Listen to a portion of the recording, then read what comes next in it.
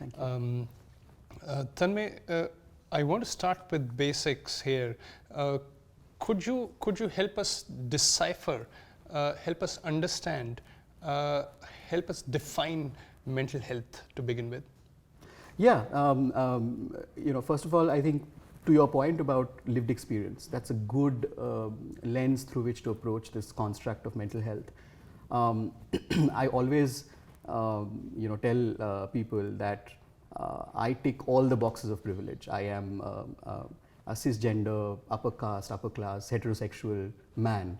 The only thing I'm not is white. This is something that that I live with, this realization, and therefore mental health as a construct for me is very different from a person who does not have all these privileges.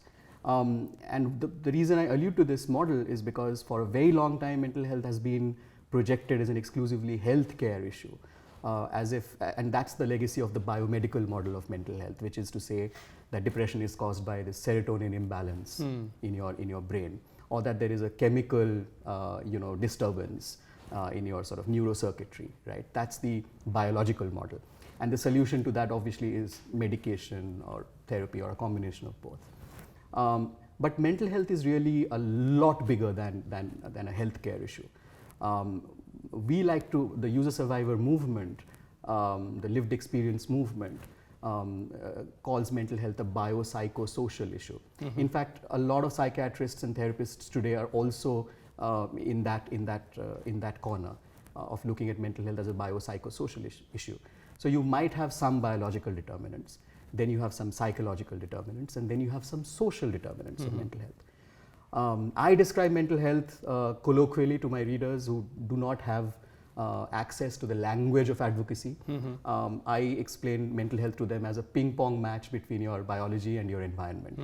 And this ball is constantly, the ball is your mental health, and it's being constantly tossed around between your body mind, and your environment, your lived environment. So yeah, mental health is a very complex, intersectoral, multifactorial issue, which is controlled by everything in your life, and in turn it controls, or it has an influence on everything in your life. That's this brings me, and it's an instance I'm quoting from our earlier chat, but also from a psychologist who brought out an interesting point especially in Indian socioeconomic systems, where it has been observed that people are very reluctant to talk about their own personal relationship issues, or even their health issues for that matter.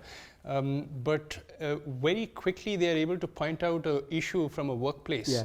This could be a boss, this could be a system which is ineffective at workplace. But what I understand from you and the definition of mental health is this whole idea of psychosocial, which has so much other components than workplace. So why all the fingers are pointing towards workplace? I think, that's an interesting point. I should allay your concerns as somebody who runs a company and say that it's not as if we hold the workplace exclusively responsible for our stress and suffering.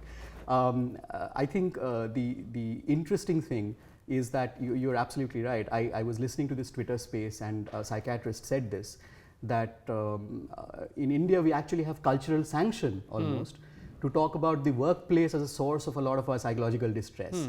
But we don't necessarily talk about the problems in our family, or if you have a health issue or financial issues or whatever. I think what we need to understand is the idea of work, the way in which it shapes your identity. In a society where success, achievement, your self-worth, all of that is tied to your career, to your idea, to this climbing the ladder. The social mobility as a construct is completely contingent on how much you achieve in your workplace. So it's no wonder that the workplace plays a super important role, and it's also actually an environment where a lot of elements, a lot of variables are in human control. And therefore I think that's why people get frustrated when there are common sense solutions to workplace issues, but there is a lot of talk and not enough action, because sometimes you want to scream out and say, hey, but this is a controlled environment. There are things you can do in that environment to make it less stressful. So I think some of the frustration probably comes from there. Could you give us some of the pillars where you believe that could promote well-being, or structural pillars of mental health at workplace, Right. And also what is not? So foundationally, fundamentally, if you try to understand why is work, first of all, so important to our sense of well-being, right? It gives you a time structure, right? Before the pandemic, at any rate, it gives you a sense of identity, purpose.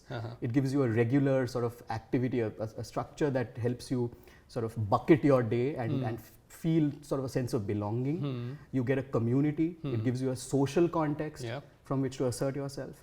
So work is very, very powerful.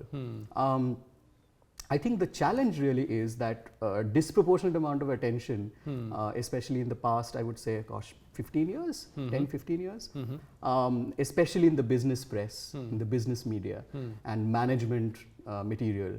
A lot of that has focused on this idea of workplace mental health as if it is something different from mental health, as if workplace mental health is a unique construct by and in itself, which it is not.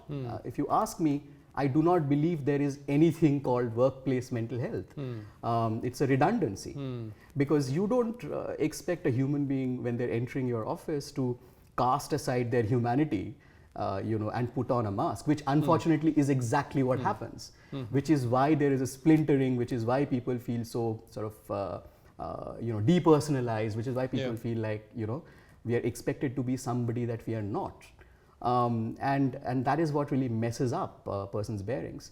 So I think to understand, you said pillars of workplace mental health, I would say the biggest pillar, the starting point should be to just toss away this idea of workplace mental health and to just look at mental health as one idea and imagine that the workplace exists in society. It does not exist in a vacuum. And therefore, everything that impacts a person's mental health or well-being outside of the office, outside of the workplace, automatically also has a bearing on that person's existence and their sense of well-being inside the office. So the moment you start looking at workplace mental health through this lens, you realize the waste and the futility of all the exercises that we run aimed specifically at employee well-being within the workplace. You realize that these are all trappings, these are all frills, and the real issues, issues of identity, issues of privilege, issues of what is it that really makes a person feel like an integrated, full human being in control of their destinies, in control of their lives. As long as we are not able to address those issues, I think our conversation is just a way for us to delude ourselves into believing that we are talking a lot and hey, we are doing something about the problem, but we are shooting an arrow in completely the wrong direction.